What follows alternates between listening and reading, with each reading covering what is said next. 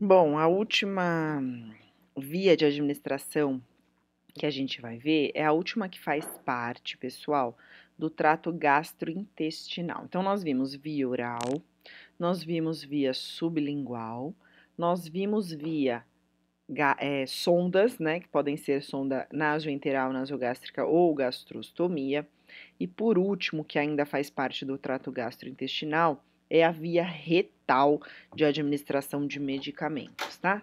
Então, para que o medicamento seja feito por via retal, é necessário que ele seja um supositório. O que é isso? Esse tipo aqui, ó, de apresentação de medicamentos que normalmente é meio rígido, mas tem esse formato aqui, e aí a partir desse formato é possível que ele seja introduzido na ampola retal do paciente. Então, por isso que ele tem que ser neste formato aqui. Às vezes também ele vem na apresentação de pomadas, e aí para a pomada é necessário que a gente tenha uma seringa para que seja colocado o medicamento lá na ampola retal do paciente, tá? Então, tanto pomada quanto supositório é possível que seja administrado via retal. No hospital é mais comum que seja supositório, por isso que eu coloquei aqui para vocês por via supositório. Então, ele deve ser posicionado após o esfíncter anal interno e pode ser utilizada para instalar soluções também, como nós vimos lá no clister, vocês lembram? No clister ou no enteroclisma. Então, tanto o clister quanto o enteroclisma é administração de medicamento via retal.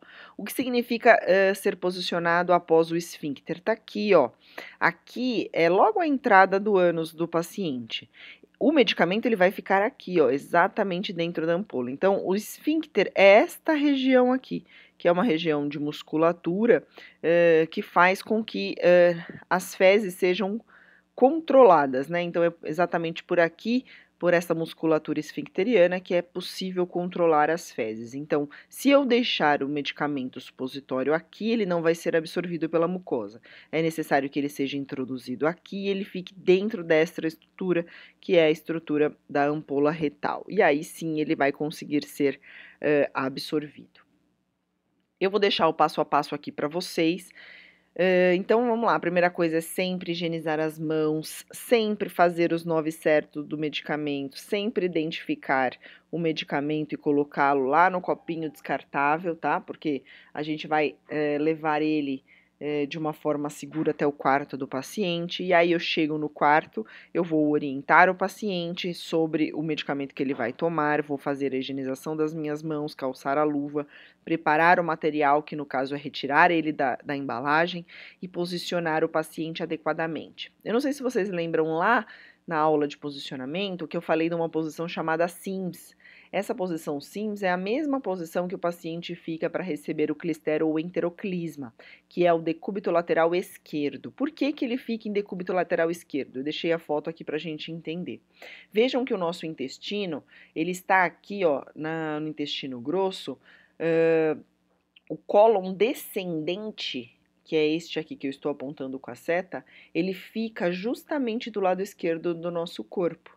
Então, esta anatomia favorece se eu ficar com um medicamento aqui, ó, apoiado nesta alça intestinal. Então, este aqui é o decúbito lateral esquerdo, ou seja, o lado esquerdo do corpo apoiado na cama. A hora que eu introduzo o medicamento aqui, esse medicamento ele vai conseguir percorrer a mucosa e chegar até o intestino.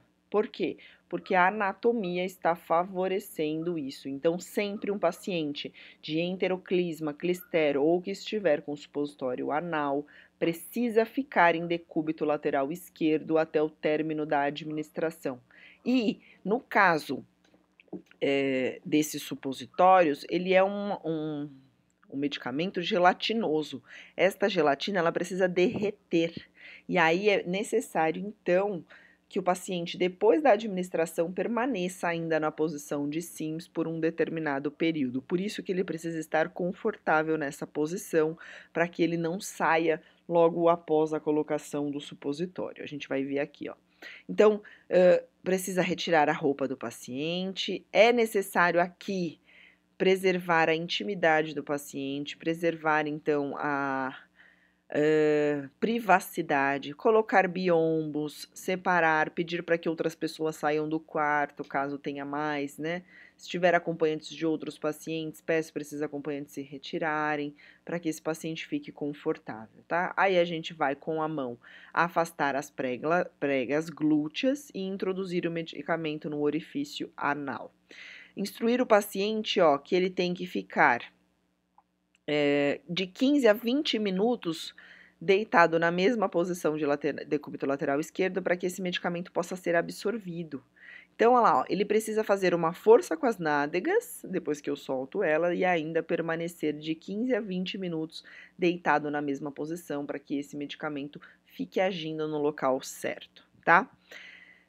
A gente pode fazer uma pequena pressão no local para ocluir a saída do medicamento, né, pelo orifício anal, mas normalmente não é necessário. E aí a gente pode deixar o paciente colocar a roupa novamente, deixá-lo confortável e aí sim retirar a luva, desprezar os materiais, higienizar as mãos, checar o medicamento na prescrição médica e observar quais são as alterações orgânicas que o paciente tem. Então, depois daqueles 20 minutos, volta ao quarto e vê se está tudo bem com o paciente, e aí orienta que depois daqueles 20 minutos o paciente pode se movimentar e sair da posição de decúbito lateral esquerdo. Mas, durante aqueles 20 minutos, o paciente precisa permanecer em decúbito lateral esquerdo.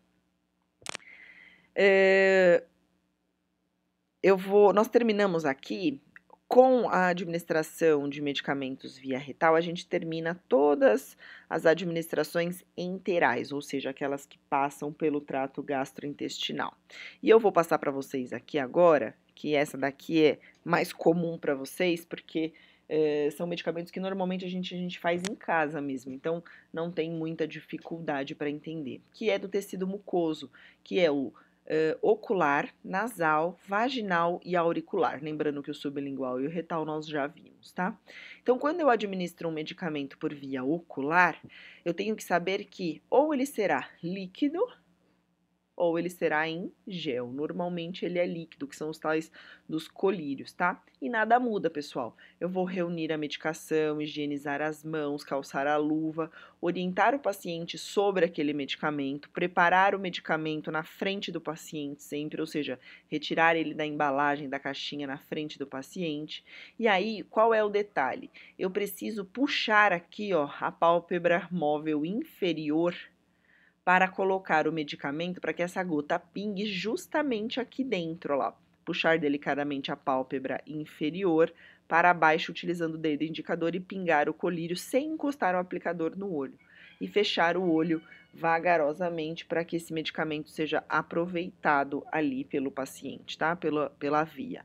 Então, eu puxo essa pelinha aqui para baixo, vai pingar a gota, eu falo para o paciente delicadamente fechar os olhos. Reparem que eles falam para a gente preservar aqui a ponta do aplicador, então eu não posso deixar encostar, e mesmo eu não encostando, é sempre importante lembrar que um aplicador desses é de uso pessoal, ou seja, não é de uso único, porque ele pode ser usado mais de uma vez, mas eu não posso usar em vários pacientes. Cada paciente vai ter o seu frasco. Eu não posso compartilhar estes frascos de colírio, tá? Mesmo que ele dure, ele só vai poder ser utilizado no mesmo paciente sempre. Com o olho do paciente fechado, a gente pode fazer uma ligeira pressão aqui nesta região, ou eu faço ou eu peço para o paciente fazer, porque aqui, ó, tem, se vocês olharem depois o de vocês, tiverem curiosidade, bem nessa parte interna aqui existe um orifício que liga o canal lacrimal, que é o nosso olho, à nossa narina. Por isso que algumas vezes quando a gente chora, a gente tem coriza, ou seja, escorre uma aguinha do nariz, né? Porque aqui tem um buraquinho e é por esse buraquinho que sai a nossa lágrima. Então, se eu faço uma ligeira pressão aqui neste buraquinho, eu evito que o medicamento entre por este canal e saia pelo nariz, tá? Então, por isso que a gente faz ou pede para o paciente fazer uma ligeira pressão para ocluir este orifício aqui. A gente remove o resíduo, né? Se dá um lencinho de papel para o paciente, caso escorra, deixa o paciente confortável, despreza o material e lava as mãos. Bom, quando eu tenho um medicamento para ser administrado por via auricular, ou seja, no ouvido, normalmente também será de forma líquida ou gel. Lembrando que, mais uma vez, assim como no anterior, este frasco eu não vou encostar, em hipótese alguma, na região auricular do paciente, mas mesmo sem eu encostar, ele é de uso individual, tá? Ele não é de uso único, ou seja, vai sobrar líquido aqui dentro, eu posso usar outras vezes, só que ele tem que ser usado sempre no mesmo paciente. Eu não vou compartilhar este frasco com outros pacientes. E aí nada muda, gente. Vou me identificar, vou confirmar, fazer a confirmação do leito do paciente, ou seja, vou usar os 9 certos, vou orientar o paciente sobre o procedimento, preciso lavar as minhas mãos e calçar a luva. E aí o que muda é, eu vou deixar o paciente posicionado do lado oposto onde eu quero aplicar. Então, se eu preciso aplicar no ouvido direito, eu preciso deixar ele em decúbito lateral esquerdo. Ele precisa ficar com o ouvido direito virado para cima. E aí a gente precisa, ó, na hora da administração propriamente dita, realizar a higienização do ouvido, porque se tiver uma quantidade muito grande de sérum do ouvido lá dentro, esse medicamento não vai entrar em contato. E aí aqui, gente, eu preciso de muita atenção de vocês. Por quê? Como é que eu faço a higienização da orelha, do ouvido, né, do canal auricular do paciente? Não é com cotonete, pelo amor de Deus. Por quê? O cotonete já foi provado que quanto mais eu utilizo ele, mais eu empurro a cera para dentro do ouvido, para dentro do canal auricular. E isso, ao invés de limpar, entope cada vez mais. Como é que tem que ser feito? Eu vou pegar um pedaço do lençol ou um pedaço da toalha que eu tenho e com o dedo mindinho, que é o dedo mais fino que a gente tem, e com este pano úmido, eu posso introduzir o dedo ou pedir para o paciente fazer isso o máximo que ele conseguir e aí fazer movimentos para retirar a sujidade, tá? Então a gente não introduz nenhum dispositivo no ouvido do paciente. A gente pode colocar o dedo, que é algo que não vai tão profundamente, tentar retirar com o dedo mesmo, tá? A gente vai puxar a aurícula para cima e para trás, né? Para a criança muda um pouquinho, a gente puxa para baixo, mas o que está fazendo? Justamente o que esses dois dedinhos estão fazendo aqui, ó. A gente puxa isso para trás para fazer com que o buraco abra lá dentro. E aí a gente possa pingar o medicamento, tá? Nunca encostando, então, ó, de 1 a 2 centímetros de distância, a gente jamais vai encostar o bico do aplicador no canal auricular do paciente. Só que, mais uma vez, assim como na aplicação do medicamento retal, que o paciente precisava permanecer na posição, aqui também ele precisa, ó. Ele precisa ficar pelo menos 3 minutos na mesma posição para que esse medicamento continue sendo, continue entrando no canal auditivo do paciente para que ele possa ser absorvido. Então, eu preciso orientar o paciente que ele tem que ficar nesta posição. Eu posso limpar depois a região com uma gazezinha, realizo a higiene do conta-gotas, embora eu não vá encostar, né, esse conta-gotas. Posso, então, manter o paciente na posição confortável, mantendo sempre a campainha ao alcance dele e o ambiente sempre organizado. Vou desprezar o material, vou organizar tudo, vou fazer a higienização das minhas bandejas, lavar a minha mão, checar a prescrição e realizar a anotação de enfermagem e sempre voltar ao quarto para ver se o paciente está apresentando alguma reação ou não relacionada ao paciente. O último que a gente vai ver é a aplicação de medicamento nasal, e aí tem esses dois tipos aqui de aplicadores, ó. Ou esse que é em spray, reparem aqui que sai um jato de spray, ou esse que é gotas. O que muda? A posição do paciente. Por quê? Porque se for o spray, o paciente pode ficar sentado, que já é possível, porque o spray vai subir, né? A força da aplicação faz com que o medicamento suba.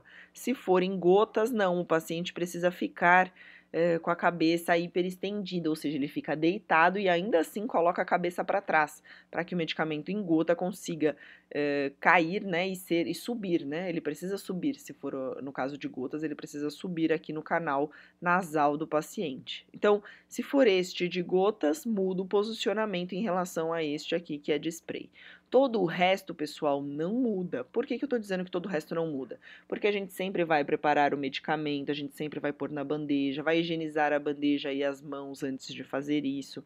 A gente vai ter que comunicar ao paciente que o que está sendo feito, para que serve esse medicamento. Tudo isso vai ser feito em qualquer administração, por qualquer via. Então, sempre vocês vão ver as mesmas coisas, tá? Então, vamos lá, ó. Posiciona o paciente com a cabeça para trás, fazendo a hiperextensão do pescoço, ou seja, jogando a cabeça lá para trás. Vou instalar a medicação em uma narina de cada vez e vejam que aqui, ó, o paciente, a gente não encosta o bico, o aplicador no paciente, nem aqui que está muito perto está encostado, nem neste, tá? Se o paciente for aplicar sozinho, normalmente o próprio paciente ele encosta, acaba encostando porque fica difícil a visualização. E aí, como este frasco também é de uso pessoal, a gente só higieniza, identifica e deixa lá para o paciente. Mas quando nós, profissionais, fomos administrar, a gente não encosta o aplicador no paciente, tá? A gente solicita que o paciente, de novo, ó lá, permaneça uns minutinhos na mesma posição. Por quê? Porque tende a escorrer, e aí isso dificulta a absorção do medicamento, tá? Deixa o paciente confortável, lava a mão, checa, anota no prontuário e tudo mais. A última via que a gente vai ver tá aqui, ó, é a via vaginal de administração de medicamentos. Para as meninas, talvez seja mais fácil, porque em algum momento da vida já pode ter feito, mas o que é? Nada mais é do que a introdução ou de pomadas, como vocês estão vendo aqui, ou de comprimidos dentro do canal vaginal. E aí, qual é o cuidado que a gente tem que ter em relação a tudo? Tudo vai ser igual. Vou identificar, vou higienizar as mãos, fazer a bandeja, vou colocar o medicamento dentro da bandeja com um invólucro, vou orientar o paciente sobre a administração. O que vai mudar? A posição da paciente, que tem que ficar em posição ginecológica, para que a gente faça a introdução do medicamento, e depois que a gente faz a administração, é necessário que ela permaneça lá um tempo na mesma posição, ou seja, que é em decúbito dorsal, para que esse medicamento seja absorvido pela mucosa vaginal, tá? Então, essa é a única coisa que muda. Se for menino administrando medicamento em mulheres, então se for um profissional da enfermagem homem, é necessário sempre que ele tome o cuidado de ter um outro colega, e aí do sexo feminino no quarto, principalmente se for apartamento, ou seja, principalmente se a paciente estiver naqueles quartos que fica só um paciente, não fica mais que um, para que isso garanta tanto a segurança da paciente quanto a segurança do profissional. Por quê? Porque às vezes a paciente pode acusar o profissional de abuso sexual. Ela pode, de alguma forma, se sentir abusada, e aí, se este profissional não tem um outro colega, e aí tem que ser o colega do sexo feminino acompanhando, ele não vai ter argumentos, né, para se defender. Então, sempre que for um profissional da enfermagem, homem, para administrar um medicamento por via vaginal ou por via retal em uma mulher, é necessário que ele tenha um acompanhamento de uma colega da enfermagem mulher. Pode ser qualquer outro profissional também, desde que seja do sexo feminino, tá? Quem estiver disponível. Aí pode ser o próprio médico, a própria médica da paciente, que esteja por ali na hora. Pode ser um colega da nutrição, um colega da fisioterapia, não tem problema. Mas nunca um profissional, homem da enfermagem, vai administrar esses medicamentos com a paciente sozinho no quarto, tá? Então, a técnica propriamente dita é: a mulher vai ficar de pernas em posição ginecológica, então ela deita e dobra as pernas, a gente faz o afastamento dos grandes e pequenos lábios, introduz o medicamento, fala para a pessoa fechar a perna e permanecer naquela posição por 15 15, 20 minutos para que o medicamento possa ser absorvido, tá? Depois, segue tudo como antes. Higienizo as mãos, higienizo todo o meu material, retiro e organizo o quarto, checo a medicação na prescrição e volto para ver se as alterações orgânicas estão sendo manifestadas ou não. Se está acontecendo alguma coisa com a paciente após a administração ou não. O que eu quero que vocês prestem atenção nesses vídeos que vocês viram. Reparem que quando eu coloco os cuidados de enfermagem, pode ser que eu inicie de uma forma ou de outra, de uma forma diferente em alguns locais. Então, às vezes aqui, ó, eu comecei com higienização das mãos. E nesse aqui, ó, por exemplo, eu coloquei como separar o medicamento seguindo os 9 certos. O que eu quero que vocês façam? Que vocês tenham bastante critério. Por quê? Porque, como eu disse para vocês, não muda. A administração de medicamentos, independente da via, vai ser sempre seguindo esta sequência, essa ordem de segurança para o paciente. Então, saibam os 9 certos, consultem lá no livro, vocês precisam saber esses 9 certos. Esses 9 certos, eles vão garantir que o paciente fique seguro na administração. Então, é isso que a gente precisa quando vai fazer a administração de um medicamento do paciente. Reparem, os 9 certos para vocês está lá na página 108 do livro e diz assim, ó: eu preciso garantir o paciente certo, o remédio certo, o caminho, ou seja, a via certa de administração, a dose certa, a hora certa, a documentação certa, a ação correta do remédio, a forma de apresentação correta do remédio e a resposta certa que esse remédio tem que fazer, ou seja, o que eu espero que esse medicamento faça. Basicamente, esses 9 certos estão aí embutidos nesses cuidados que eu passei para vocês. Então, sempre sigam mais ou menos essa sequência na mente de vocês. Quando vocês tiverem um medicamento para fazer lá na prática, lá no estágio, mesmo sem nunca ter administrado, lembrem-se, bom, a primeira coisa que eu vou fazer quero a prescrição desse paciente, vou lá, vejo onde esse medicamento está prescrito, porque, como eu disse no vídeo anterior, o medicamento só pode ser administrado se ele estiver prescrito. Só salva uma exceção que vocês ainda não terão, que é no caso de uma urgência ou de uma emergência lá no pronto-socorro ou numa UTI. Mas, aonde vocês farão estágio neste momento, é via de regra. Todo medicamento só vai ser administrado se ele já estiver prescrito. E aí, com a prescrição em mãos, vocês podem ir atrás do medicamento. Então, vão organizar a bandeja, vão higienizar a bandeja, vão higienizar as mãos, vão separar esse medicamento, farão a identificação dele e vão levar ao quarto do paciente. Vocês só vão tirar da embalagem quando estiver lá no quarto. E aí sim, eu preciso garantir que o paciente saiba o que aquele medicamento faz de bom e o que faz de ruim e quais são as recomendações na administração. Se ele precisa ficar deitado, sentado, deitado, virado, como ele tem que ficar em relação àquele medicamento. E também deixar claro para o paciente que você volta de um tempo. Aliás, você volta ao quarto um tempo depois para garantir que esteja tudo bem. Isso passa segurança ao paciente, tá? Espero que vocês aproveitem esse conteúdo. A gente volta na próxima aula para ver as vias parenterais de administração de medicamento. Vocês vão aprender a dar injeção nos pacientes. Até já, pessoal!